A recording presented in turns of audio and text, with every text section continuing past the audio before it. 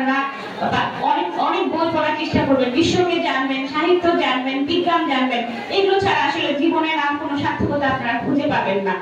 আপনারা এই কলেজের যোগ্য উত্তরসূরি। আমি প্রাক্তন প্রবীণ শিক্ষার্থী যারা আছে, সিনিয়র শিক্ষার্থীদের প্রতি আহ্বান জানাবো, যারা নবীন শিক্ষার্থী আছে তাদের সামনের পথ চলাটা আপনারাই সুগম করে দিবেন। কারণ আমি এতগুলো স্টুডেন্টকে দেখে আমি নিজে নস্টালজিক হয়ে যাচ্ছি, আবার আমার নিজের প্রথম দিনের কথাই মনে পড়ছে। আসলে ওই সময় সবাই একটা প্রাইভেট গণ্ডি থেকেই আসলে কলেজে আসে।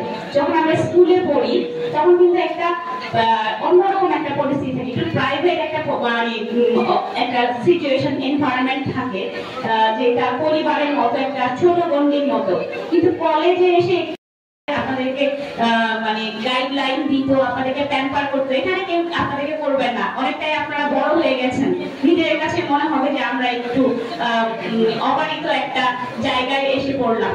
তবে এই জায়গায় নিজেকেই কন্ট্রোল ভালো লাগলো। যারা এসে গান গাইলো, তারপর একজন বক্তব্য দিল, খুবই ভালো লাগলো। কারণ এই বয়সে এই কনফিডেন্সটুকু কিন্তু খুবই ইম্পর্টেন্ট। এই কনফিডেন্সটুকু কিন্তু সবার থাকে না। এবং আপনারা যারা এখানে বক্তব্য দিলেন বা গান গাইলেন, আপনারা কিন্তু অন্য কারোর চোখের দিকে তাকাবেন না। আপনাদের এই কনফিডেন্সটা খুবই পজিটিভ। অনেকেই হয়তো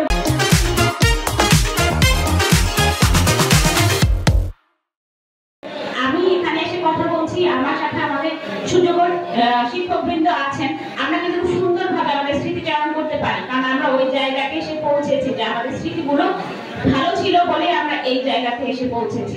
আপনারাও দেখবেন যে আপনারাও যেন আমাদের মতো এসে জায়গায় বা একটু আমাদের থেকে আরো বড় জায়গায় যাবেন, যে স্মৃতিচারণ করতে পারেন। একজন ছাত্র খুব সুন্দর একটা কথা বললো যে কর্মেই মুক্তি। আসলেই কর্মেই মুক্তি। আপনি হচ্ছে যে কর্ম ছাড়া কোনো মুক্তি খুঁজে পাবেন না। কর্মটা কি হবে? যে কোনো কর্ম হতে পারে, সেটা তো এটাই তো ধর্ম। আপনি হচ্ছে খারাপ কাজ করে তো আপনার ইনকামটা বৈধ হবে না, এটা তো অধর্মের মধ্যে পড়ে। আমি সবাইকে আহ্বান জানাবো, একটা ছাত্রের প্রধান কাজ হচ্ছে পড়াশোনা করা। পড়াশোনা হচ্ছে আপনাদের প্রধান কাজ। পড়াশোনা নট নেসেসারি যে আপনি শুধু আপনার পাঠ্য বইয়ের মধ্যে আপনি ঢুকে থাকবেন, আপনি বাইরের বই পড়বেন। আমাদের সময় এত এন্টারটেইনমেন্টের এত উপায় ছিল না। আমরা ক্লাসের পড়া শেষ করতাম এত দ্রুত যে কখন একটু গল্পের বই পড়তে পারবো।